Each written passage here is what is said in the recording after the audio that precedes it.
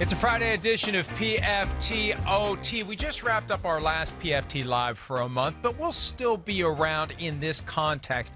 Although it technically isn't PFT OT if there's no PFT, but what else are we going to call it? So you'll continue to hear from me and see me talk about whatever else may be going on in the NFL. And there still will be things happening. There's things happening that we didn't talk about, or we didn't talk about as much as I'd like to during today's PFT Live. Big Cat was in for Chris Sims. We spent a little bit of time talking about Tom Brady's tweet of a radar gun showing that he can still throw the ball 61 miles per hour, making it clear that he is still motivated by those who doubt him. Now, the reality is at some point he's not going to be able to physically do it, but the fact that there are people who believe that he is close to falling off the cliff now as he closes in on age 42, it pushes him and pushes him, and it really is amazing.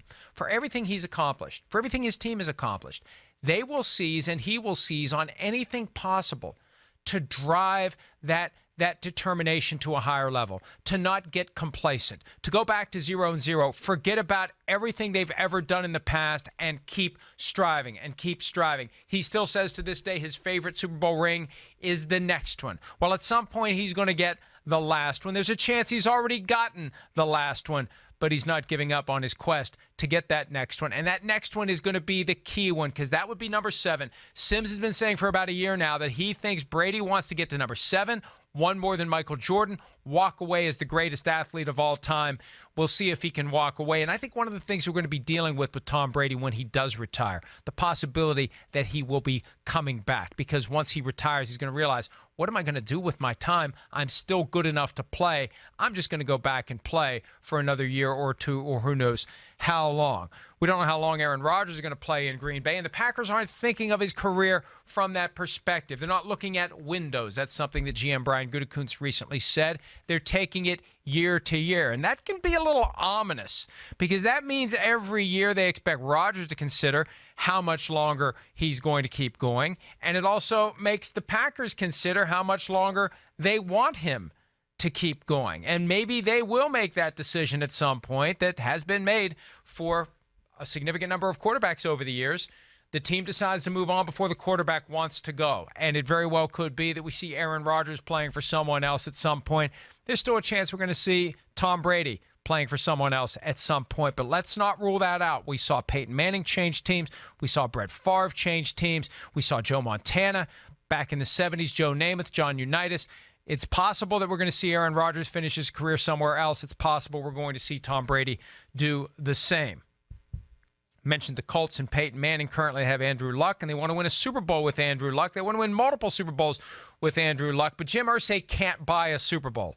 He can buy a really expensive guitar, and he recently spoke to Rolling Stone about the $3.975 million Pink Floyd guitar that he purchased at auction, along with other items that totaled more than $5 million, 2 guitars and a guitar case. And here's the point. And look, spend your money. If you're rich, spend your money. Spend your money on whatever you want to spend your money on. I don't care. Colts fans have been defending him, but you got to remember this about the salary cap. When the salary cap first became a thing back in the early 90s, we assumed that it would be set at a level where all the teams were clamoring to spend every last dollar, that they would spend an unlimited amount more than that if they could. The idea was, we're going to allow teams to go out and sign free agents, but we're going to protect them from themselves by limiting how much they can spend. The problem is, in this climate, under this CBA, teams can keep 11 cents of every dollar in their pockets. That's a lot of money when you multiply that out over a $188 million salary cap.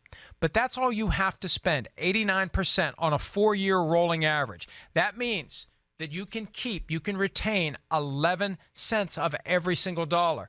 And you can amass a huge salary cap bulge where you are carrying year to year more and more and more money. And the Colts right now have $55 million in cap space. They can continue to carry that from year to year, and they never have to spend it. It can grow indefinitely. It could end up, in theory, being $1 billion. And every dollar in salary cap space that a team has is money in the owner's pocket, money that the owner can spend on anything. It is raw profit.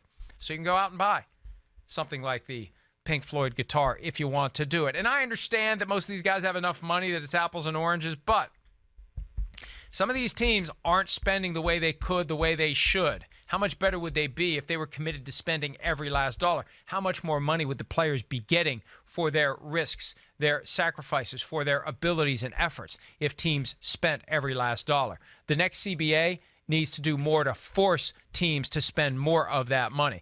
Yeah, it may result in Jim Irsay buying a guitar less here or there, but it's going to result in players getting more of the money that is coming through the box office, that is coming through the TV networks, and that should be going more to the players and not to the owners. All right, one last one before we wrap this up.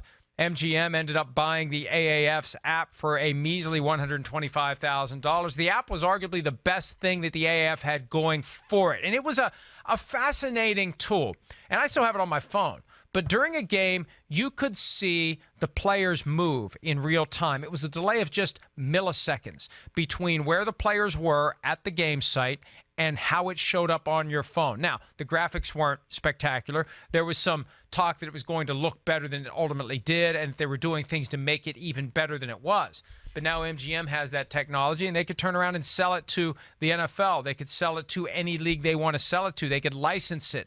And it's going to be, until the TV latency issue is solved, this is going to be the way to engage in real-time betting, because you see it all unfold on your phone. You place your bet on your phone, and it locks in before the play ever even begins if you're watching it on TV. There were maybe 2 or 3 plays behind that the AAF plays were on TV versus the app. And I know they had a lot of plans for the app, but of course, because the Football League didn't last, they didn't get to do much with it. This is going to be a potential new frontier for watching sports, interacting with sports, engaging with sports, and also engaging in wagering. And as more and more states are legalizing gambling, keep an eye on what MGM does with this. It could pop up again somewhere in the NFL. It could be the thing you're carrying around. It could be something that takes away from your actual viewing of the game. That's where the NFL has to be careful, because if your app is 2 or 3 plays ahead of what you see on TV, all of a sudden you're not paying attention to what you see on TV. All right, we appreciate you paying attention to the things we've had to say over the past 9, 10, 11 months since we came back from our last hiatus. It's been 11 months because we're off for 1 month. 11 plus 1 equals 12. I know my calendar. I know my numbers. I know this. It'll be 4 weeks until we're back on PFT Live. But remember, ProFootballTalk.com, constantly updated every single day, no days off. We've had new content every day since January 1 of 2004, and we will have plenty for you over the next 4 weeks. We will have PFT OT.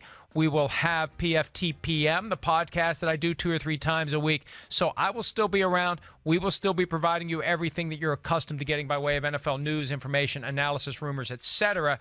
We just won't be on radio and TV from 6 to 9 a.m. Eastern, Monday through Friday for the next 4 weeks. So maybe I'll get to sleep a little bit and build up a little sleep bank before we get ready for the season to come, because it's going to be here before you know it. Thanks again for everything that you do to support us, and we look forward to giving you more about the National Football League and everything and anything related to it when our little break ends. See you soon.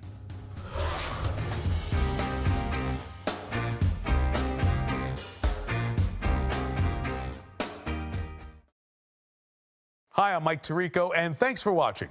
Make sure to hit subscribe for the latest news and highlights from NBC Sports.